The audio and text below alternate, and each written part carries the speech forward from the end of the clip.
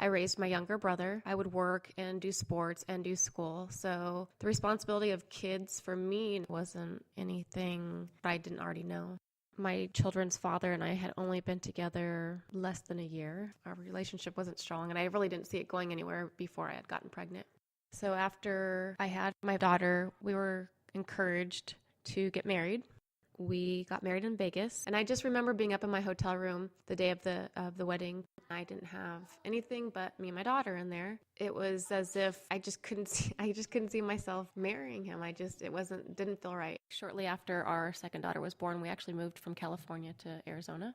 When we became pregnant with our first son, Buddy, my ex-husband was going into the Border Patrol Academy. He ended up being stationed in Ajo, Arizona. So I raised the children by myself here.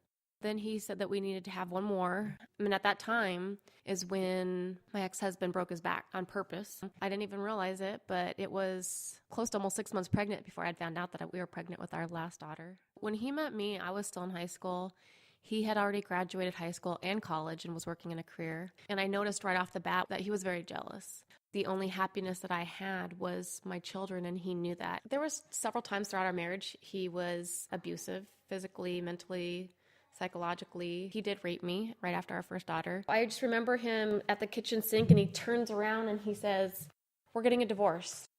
There was so much mixed emotion. I was scared. I didn't know what to expect. So when I moved to California with our kids to live with my mom and my brother, he charged me with kidnapping, abducting, and fleeing the state with our 5 children and ordered me back here to Arizona. Some would say that I missed out on a lot of things.